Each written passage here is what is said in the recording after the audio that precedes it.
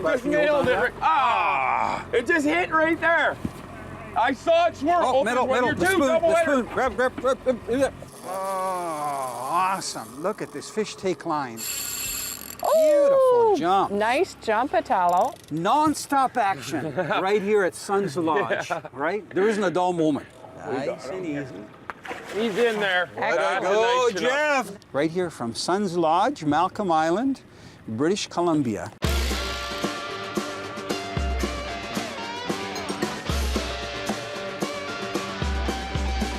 Let's go fishing. People, when you're in the mood, let's go fishing. Well, it's just me and you. Head on down to the fishing hole. Grab your hat, get your pole. Let's go fishing when you're in the mood. Canadian Sport Fishing is brought to you by Rapala, premium fishing gear crafted from experience. Yamaha Outboards, reliability starts here. Sail, the outdoors superstore. Fisher Girl, catch the passion.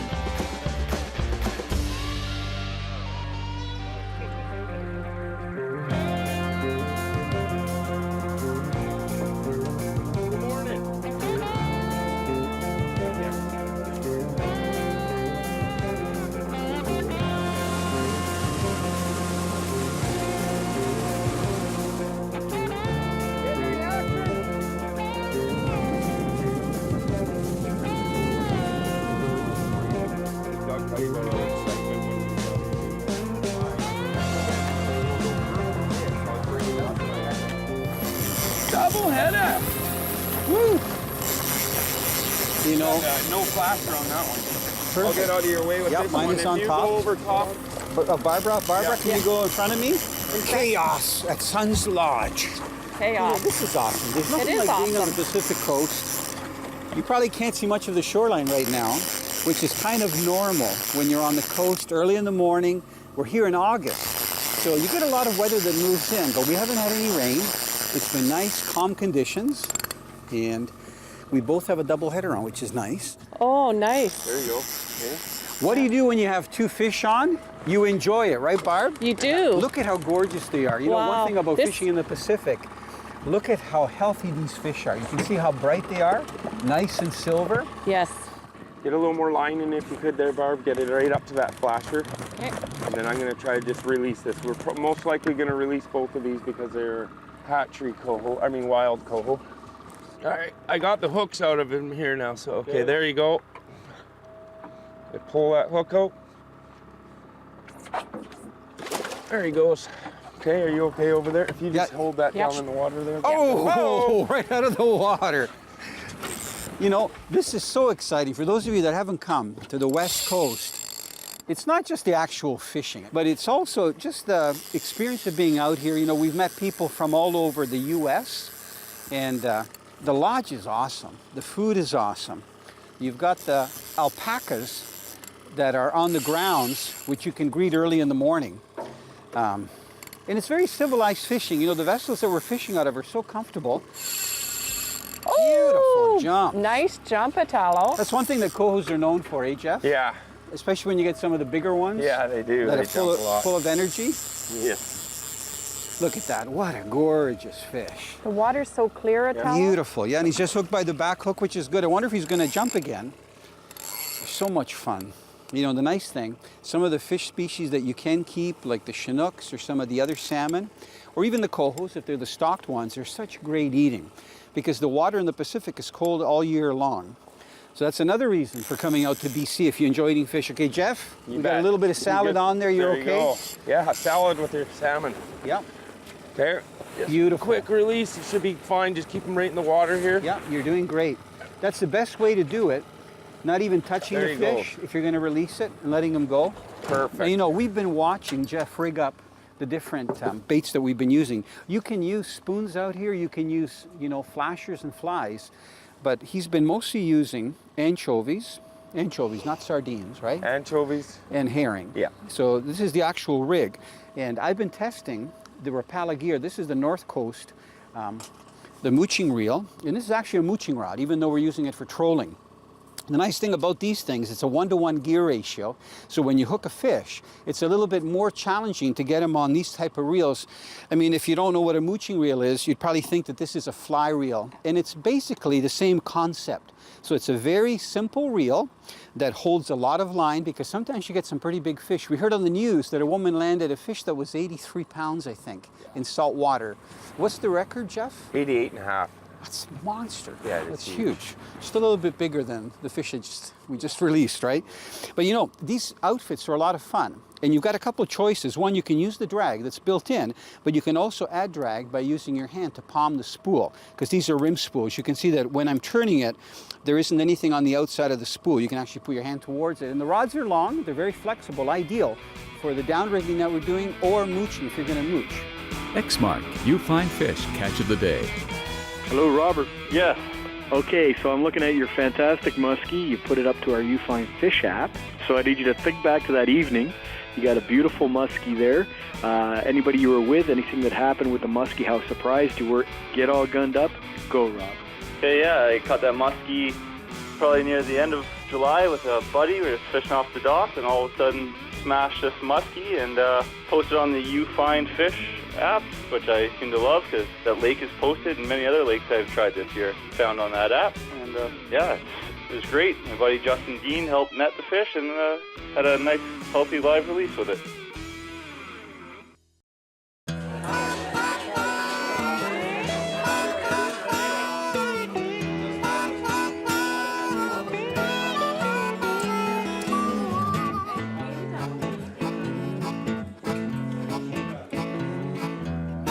We're having a great time fishing here at Sunds Lodge on Malcolm Island in British Columbia, and we're fishing for a mixture of fish. Right now we're trolling for salmon, and whether you're fishing the Great Lakes for salmon that have been introduced there, or the native ones on the coast, salmon feed very heavily in open water, whether it's the ocean or the Great Lakes.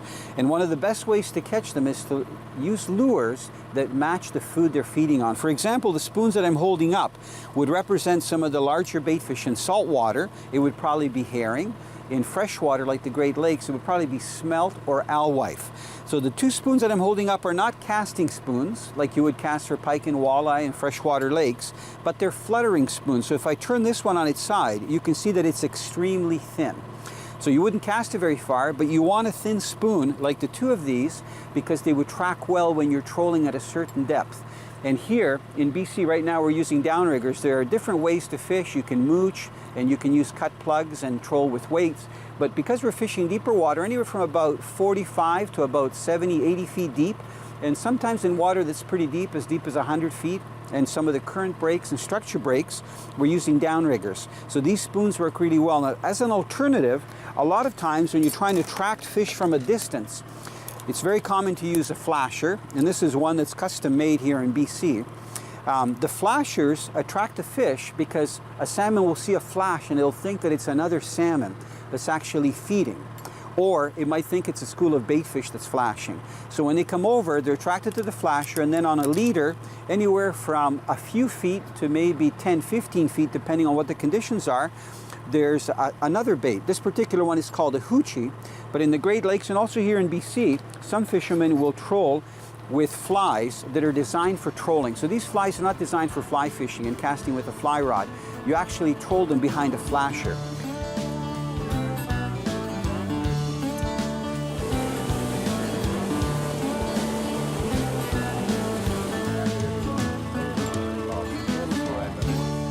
This is kind of nice though, because we just arrived at Sunds this afternoon.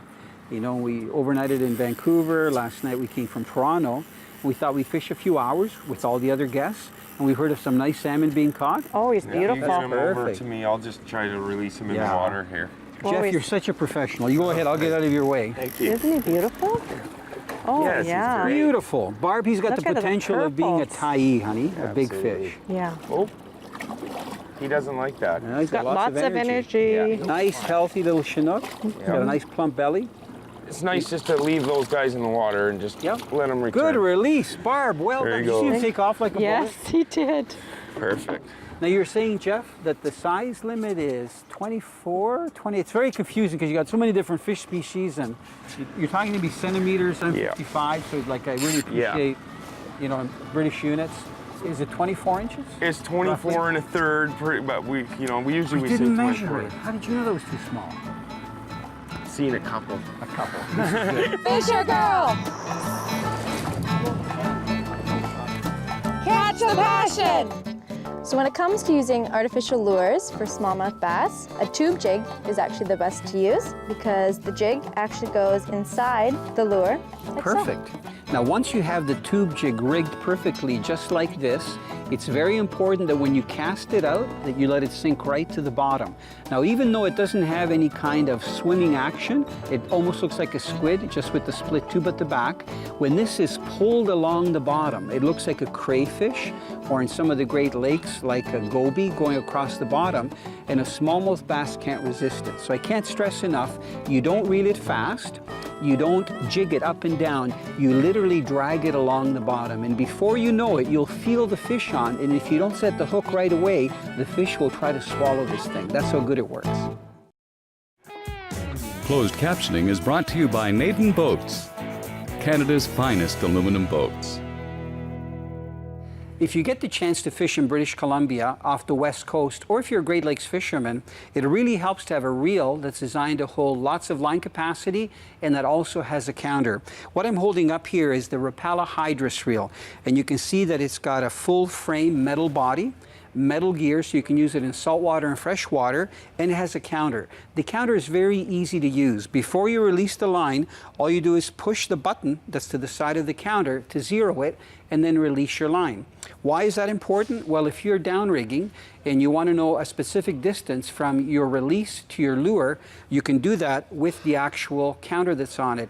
If you're long lining and you're getting a fish at a certain distance from the boat, then you know exactly what that distance is, so you can do it over and over again. The other reel that I have here is also made by Rapala. It's part of the RSC series. It comes in 3 sizes. You can see that it has a composite body, so it's mixed graphite and also metal, and it's also very good. Both of them have very nice, comfortable knobs, so if you're doing a lot of cranking, your hands won't get sore.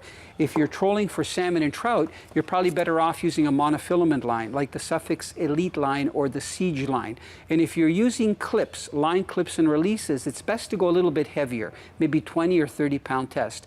So if you love to fish the Great Lakes and BC and you're looking for a good counter reel, the RSC and the Hydrous is a really good choice.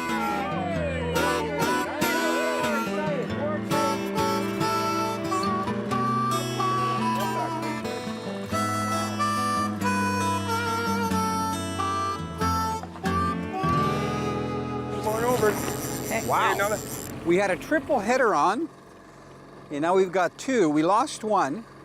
That was funny because Jeff was trying to bring one line in, and the fish hit almost near the surface. Barb, if you can go underneath me again. Sure. You're doing good? Now I got And I'm going to be to the right. Jeff, could we just hook one fish at a time? This is just too hectic, okay? I know, I This like is to make it awesome. exciting. There was a real school of fish there. Good. One hit on the surface when we were bringing the line up, and then Good fight, right, Barb? Oh my That's goodness. awesome. Oh, it wants to come over No, to it's yours. okay. You I'm gotta keeping swing mine out to around the again right. here, Barbara. You're doing good, Barb. Look at Barb. Nice fish, not Barbara. a huge fish, but a nice little, it's a mature fish. Yep. Get a little more line in if you could on him, Barb. Line more. Oh, it wants to take more Yeah, out. get it, just wind It's a a little little more. feisty. There you go. Now Here it lift. comes. Here it comes. Okay, we got that one in the net. All right, Yay. Barbara. Here, you got a nice little coho on that side. Isn't that beautiful? All right. Wow. Well done, Barbara. There we go. We got that one, Barb. Nice fish. Beautiful. Nice. It's a hatchery Well done, Chinook. Barbara. Hatchery Chinook. Look at that. Hatchery Chinook. See the missing platypus fin there? Yes. Great. Someone's going to enjoy salmon, Barb. Yes. Yes. Now, Barb, while you've been fighting your Chinook, I've got this nice, I think it's a coho. Look at it Yeah, running line nice out. little coho. Man. You know, this is a 10.5-foot North Coast mooching rod with the North Coast mooching reel. And boy, is that fish. He's just coming at the boat now. The one thing we've learned, you know, over the decades, because I've had the pleasure of coming out to BC for about 20-some years, is that you can't rush these fish, especially if you get a big one on. So this isn't a huge fish, and Barb's was a nice Chinook. So you can see how gorgeous he is. This guy hit that spoon, that matrix. I think this is called a Waldo. Waldo. My friend Aldo Nava back in Ontario, who has Niagara Fishing Adventures, was messing around with colors one day, and he found this color combination that worked really well. Wow. And they ended up making a spoon that color. So that's great. And it definitely worked. We had that out in less than a minute, I'd say. Triple header on. This is That was great. awesome.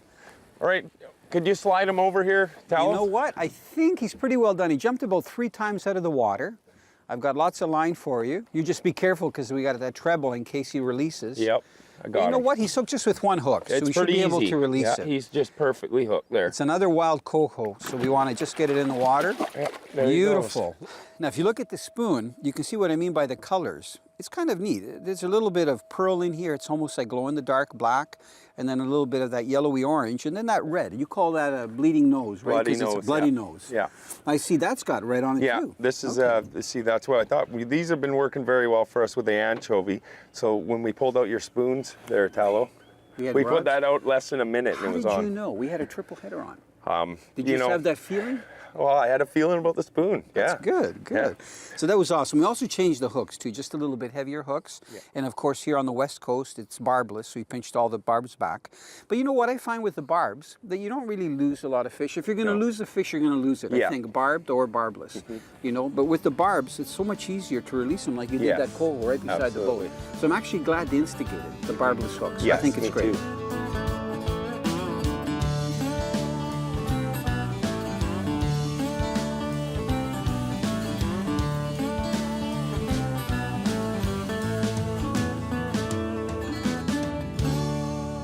You know, I'm a passionate shore fisherman. I love to shore fish. I love to stream fish with waders on for steelhead and trout. And I really feel bad when I come to a spot that's very popular for fishing, like this shore spot here, and I see what fishermen have left behind. Okay, so other people wouldn't come down here. How do I know it's fishermen? Well, there's cans of corn kernels, 3 or 4 of them here. So the guys are definitely carp fishing here. There's old worm containers, styrofoam ones, that are going to take a long time to dissolve, that have just been left here. And then there's coffee cups, there's plastic bottles, there's cans. And really, there's no reason for it. And I tell people, you know, if you're going to be fishing from shore, I don't care if you're going to be wading or you're going to be fishing shorelines, it's good to have a coffee and have snacks with you and stuff, but you know, it's common sense. Take that stuff, put it in your backpack, or put it somewhere in your waders and take it home with you and dispose of it properly. So the last thing we need is garbage on the shorelines that eventually will go in the water, and that's not good for anything.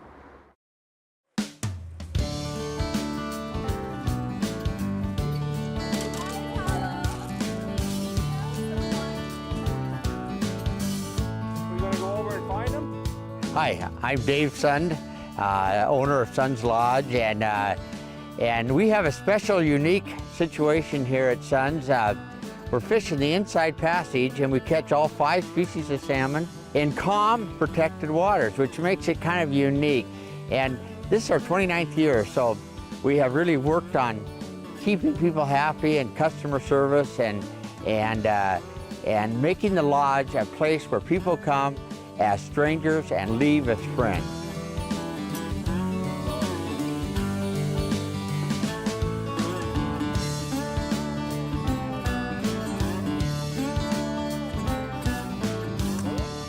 You know, we're having a great time here at Sunds Lodge. We're on one of the islands, very close to Malcolm Island, where the lodge is, and we're with some new friends. This is Ted and Sue Doby, and they kind of got here in an interesting way. There was a boater assist program where someone was picked to win a trip with Barb and I and join us on a shoot, and they happened to come to British Columbia. Now, I've got to ask you, how did you feel when you actually got picked? Did you think that it was one of these scam things? We were kidding earlier, you know, you want a trip, go to this length? I couldn't really believe it, you know, because I just got interested in fishing again, and I've been watching a lot of fishing shows over the past year, and I've gravitated to Canadian sport fishing. Just because you do such a great job of not only catching fish, but also explaining how you do it and the various forms of tackle you use, and so it's been quite an education. So anyway, on behalf of Barb and I, it's been a pleasure to get to know you and to spend time with you. And we want to thank you. Oh, yeah. It's been I can't believe I'm sitting here beside Italo and Barbara.